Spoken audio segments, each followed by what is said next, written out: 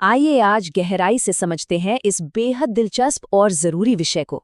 आज के इस विश्लेषण में हम प्रशिक्षण और विकास यानी ट्रेनिंग और डेवलपमेंट के हर एक पहलू को डीकोड करेंगे। देखिए, अक्सर लोग सोचते हैं कि एचआर या मानव संसाधन की ये नीतियां बस कुछ बोरिंग सा कागजी काम है या कोई रूटीन एडमिनिस्ट्रेटिव टास्क है जिसे बस पूरा करना होता है। लेकिन सच तो ये है कि आज के सुपरफास्ट दौर में ये किसी भी कंपनी के सर्वाइवल की सबसे बड़ी चाबी बन गया है। ये कोई फॉर्मेलिटी नहीं है, ये सच में वो ब्रह्मास्त्र है जो तय करता है कि कोई कंपनी भविष्य में अपना वजूद बचा पाएगी या नहीं। तो चलिए बिना किसी देरी के इस विश्लेषण की शुरुआत करते हैं। अब पता है एक बहुत ही दिलचस्प बात क्या है? लगातार सीखते रहना। ये कोई आज का नया कॉर्पोरेट ट्रेंड नहीं है। 18वीं सदी के एक बहुत ही मशहूर फ्रांसीसी दार्शनिक थे, डेनिस डिड्रोट। उन्होंने एक बहुत ही गहरी बात कही थी। उन्होंने लिखा था, जब कोई व्यक्ति स्कूल छोड़ता है तो शिक्षा समाप्त नहीं होनी चाहिए, इसमें जीवन के सभी युग शामिल होने चाहिए ताकि लोगों को अपने जीवन के हर पल में अपने ज्ञान को बनाए रखने या नया ज्ञान प्राप्त करने की संभावना मिल सके। मतलब जीवन भर सीखते रहना हमारी एक बेसिक जरूरत है। ये इंसानी फितरत का हिस्सा है और आज के बिजनेस वर्ल्ड ने बस इस पुरानी सच्चाई को एक नए और आधुनिक सांचे में ढाल लिया है। और ठीक यही बात हमें आज के मॉडर्न बिजनेस के सबसे कड़वे सच की तरफ ले जाती है। नवाचार करें या नष्ट हो जाएं, इनोवेट एंड पेरिश। आज के समय में किसी भी संगठन के मार्केट में टिके रहने का बस एक ही तरीका है, और वो इनोवेशन कैसे आता है? वो आता है लगातार नए ज्ञान के निर्माण से। आज का सबसे बड़ा और सिंपल रूल यही है कि अपनी प्रतिस्पर्धा यानी अपने कॉम्पिटिटर्स की तुलना में ज्यादा तेजी से सीखें। जो संगठन नया ज्ञान नहीं बना सकता या जो बस अपनी पुरानी सफलताओं के भरोसे बैठा है, उसका मार्केट से बाहर होना लगभग तय है। पुराने तरीके अब हमें नई मंजिलों तक नहीं ले जा सकते। तो अब सबसे बड़ा पॉइंट ये है कि इस ज्ञान को आखिर बढ़ाया कैसे जाए। इसके लिए आइए देखते हैं हमारा पहला खंड, प्रशिक्षण बनाम विकास, और समझते हैं इनके बीच का असली अंतर। अक्सर होता क्या है कि लोग ट्रेनिंग और डेवलपमेंट को एक ही मान लेते हैं, जैसे कि ये दोनों शब्द इंटरचेंजेबल हों। लेकिन अगर हम संगठनात्मक ढांचे की बात करें तो ये दोनों फंडामेंटली बहुत अलग प्रोसेस हैं। ट्रेनिंग बहुत ही शॉर्ट टर्म होती है, ये एकदम स्पेसिफिक और जॉब ओरिएंटेड होती है। इसका सीधा सा मतलब है कि अगर कर्मचारी में किसी तकनीकी स्किल की कमी है तो उसे तुरंत दूर किया जाए, जैसे किसी नई मशीन को चलाना सिखाना या कोई नया सॉफ्टवेयर इस्तेमाल करना।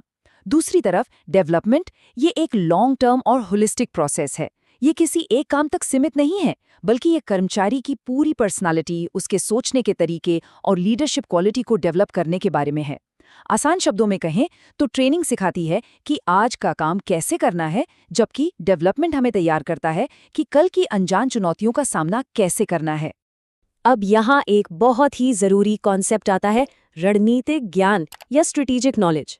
देखिए, ज्ञान के नाम पर सिर्फ रैंडम चीजें इकट्ठा करने का कोई फायदा नहीं है। जो ज्ञान कंपनी के काम का नहीं है, उसे हासिल करना बस समय और पैसे की बर्बादी है। असली और काम की लर्निंग सिर्फ वही है जो कंपनी की ओवरऑल स्ट्रैटेजी के साथ एकदम सिंक में हो, जो किसी खास प्रॉब्लम को सॉल्व करे और कंपनी की वैल्यू बढ़ाए। केवल वही नॉलेज काम की है जो असल में इनोवेशन लाए और संगठन को एक कदम आगे रखे। चलिए अब आगे बढ़ते हैं अपने दूसरे खंड की ओर, रणनीतिक लाभ, और समझते हैं कि कंपनी आखिर इसमें इतना निवेश क्यों करती हैं। जरा इस नंबर पर गौर कीजिए, 3 से 5%। ये आंकड़ा अपने आप में बहुत कुछ कहता है। रिसर्च बताती है कि आज के जो भी बेहद सफल और मॉडर्न संगठन हैं, वे अपनी टोटल रेवेन्यू का 3 से 5% हिस्सा सीधे अपने कर्मचारियों की शिक्षा और ट्रेनिंग में लगाते हैं। वो ये बात बहुत अच्छे से समझते हैं कि आज के दौर में सीखना सिर्फ टॉप मैनेजमेंट का काम नहीं रह गया है, बल्कि ये पूरे संगठन की जरूरत है। संगठन जितना बड़ा होगा, वह सीखने पर उतना ही ज्यादा इन्वेस्ट करेगा। और इसी से जुड़ा हुआ एक और बहुत ही पावरफुल नंबर है 2%। जो कंपनियां टेक्नोलॉजी और मार्केट के रोज बदलते ट्रेंड्स के साथ कदम से कदम मिलाकर चलना चाहती हैं, उन्हें अपने कर्मचारियों के टोटल वर्किंग आवर्स का कम से कम 2% हिस्सा, जी हाँ, कम से कम 2% समय सिर्फ और सिर्फ ट्रेनिंग के लिए रिजर्व रखना ही पड़ता है। अगर लगातार सीखने का यह मॉडल नहीं अपनाया गया तो कोई भी वर्कफोर्स बहुत ही जल्दी आउटडेटेड हो जाएगी। तो भाई, इतने भारी इन्वेस्टमेंट का आखिर फायदा क्या होता है? वेल, ये सिर्फ एक फायदा नहीं है, बल्कि बेनिफिट्स की एक पूरी चेन है। ट्रेनिंग से सीधा असर पड़ता है प्रोडक्टिविटी पर। काम तेजी से और बेहतर होता है। जब लोग साथ मिलकर सीखते हैं तो उनका टीम वर्क और मोराल दोनों हाई होते हैं। वर्क प्लेस पर गलतियां और दुर्घटनाएं कम होती हैं क्योंकि लोग टूल्स को सही से हैंडल करना सीख जाते हैं। मतलब हेल्थ और सेफ्टी में सुधार।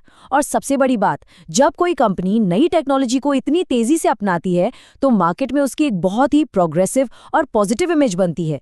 ये सारे फायदे मिलकर कंपनी को एक ऐसा कॉम्पिटिटिव एज देते हैं जिसे तोड़ पाना बाकियों के लिए लगभग नामुमकिन हो जाता है। अब ये सारी बातें थ्योरी में तो बहुत बढ़िया लगती हैं, लेकिन असल सवाल है कि इसे जमीन पर कैसे उतारा जाए। और यहीं एंट्री होती है हमारे तीसरे और आखिरी खंड की 4 चरणीय प्रक्रिया, यानी एग्जीक्यूशन ब्लूप्रिंट।